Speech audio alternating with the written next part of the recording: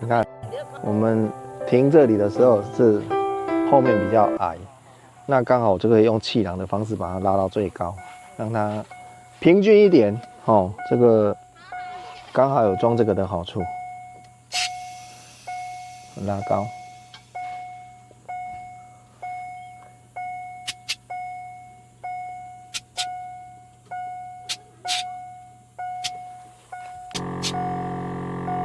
拉，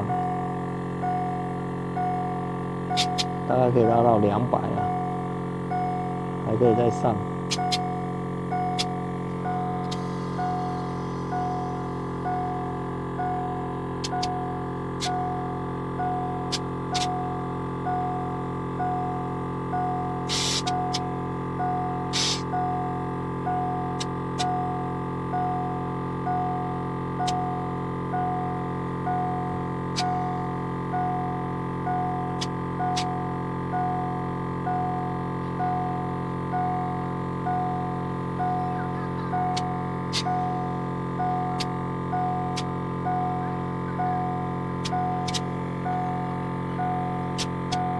好，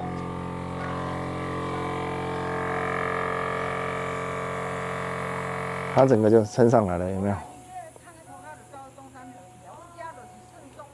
你看，往上 ，OK。这是大叔的車泊日常，然後看到沒有？這個超涼的。那一般營區都會跳電，知道營區跳電怎麼辦？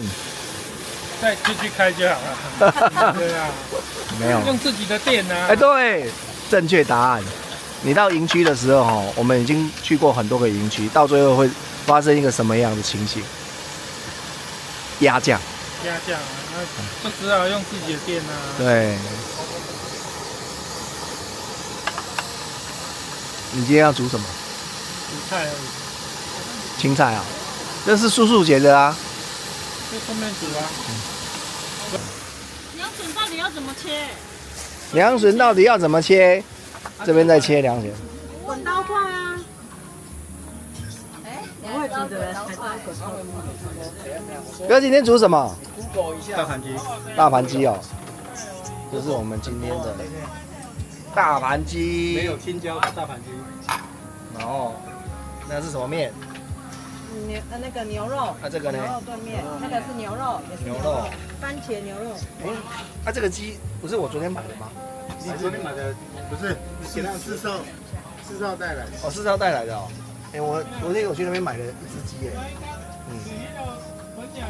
然後這邊有香腸，然後這是追劇的阿伯，然後這是小張家的。這叫什麼名字？啊 ，Q 寶。好，我們隔壁的來，我看一下哦。我們的日常了哈，就是這樣子出來，吃吃喝喝，聚聚。